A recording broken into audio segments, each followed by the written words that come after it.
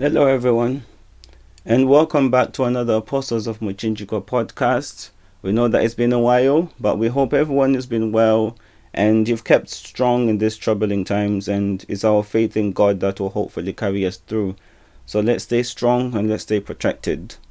So, for this week's podcast, we're going to be coming on to a heavy topic and something that is quite dear to me in my own heart as well. For everyone who's quite aware of Zimbabwe socials and what's been, circulating and what's been going around, there's been a very disturbing issue that has come to light, and it's something that we'd previously lightly touched upon when we spoke about our previous podcast.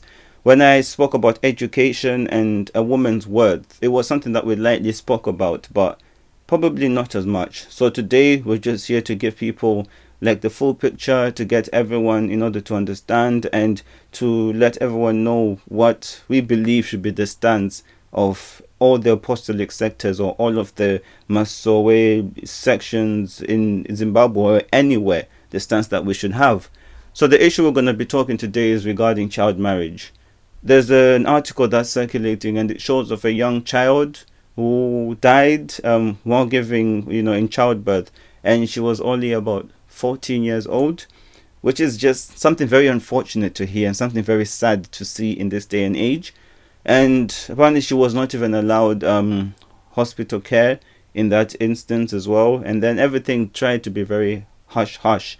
So this is something that maybe was very active in the olden generations or in the olden ways of doing stuff, but or older ways of living life. But clearly in this day and age, knowing human rights, we just know that this is clearly not acceptable.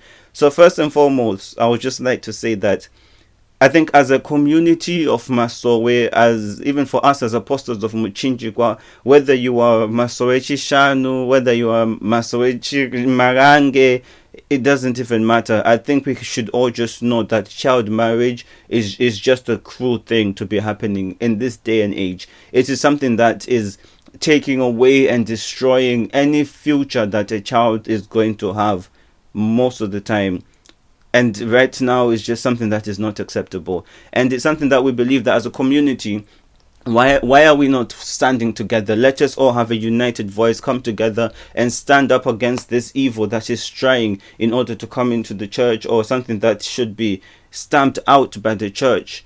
So if you listen back to the previous podcast, especially one when we spoke about education, if you're taking a child and they're getting married at the age of 14, and most of the time after that they'll be straight into trying to have kids with them. And obviously this is going to destroy a child's life, because for people, especially for women who are out there who knows like the complications of childbirth, for someone who's just most likely just started puberty and whose body is still developing, in order to be handling burdens such as giving childbirth, it's a very dangerous thing what you're doing, and you're putting a child's life in danger for no reason other than your own selfish desires, to be honest. So it's stuff like that you take away the opportunities that the child is going to have. You take away the education that child could potentially be able to have, because now they're gonna either not be well, or they're gonna be trying to look after a child at such a tender age, which just doesn't make any sense. And for me, it's just something that I believe is forced onto the child, because I don't think any child who's 14 years of age is able to clearly make those kind of decisions. Even in Zimbabwean law, we know that no one can get married under the age of 18.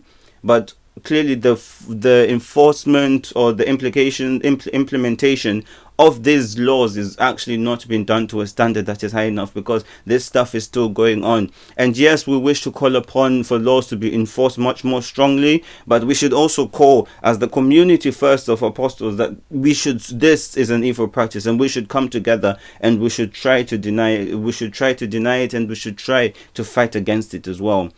So this is something that we're trying to, to help to speak upon and to try to promote. Like even when we spoke about a woman's worth, I think if you listen to the podcast, we're trying to encourage and to build up women, that this is no longer the generation or the time where you'd hear that a woman was not allowed to speak in church, because that's what it used to be. In many churches a very long time ago, women were not even allowed to speak in church. They said that they had to remain quiet. But now we know in this day and age, that if someone has the qualifications to speak, Let them speak. If a woman has a degree in finance and has 20 years of experience working in finance, and she gives us advice, any financial advice, we're going to take it over a man who has no experience, and just because of the simple fact that he is a man. So, as a church, what we're trying to do is to help to fight against this kind of stuff, and to just let people realize the church is standing and that we do not support this. I don't think anyone in Masowe will be supporting this kind of stuff, but we also need to actively fight against it and actively take parts and actions in order to help to improve, the girl child's life.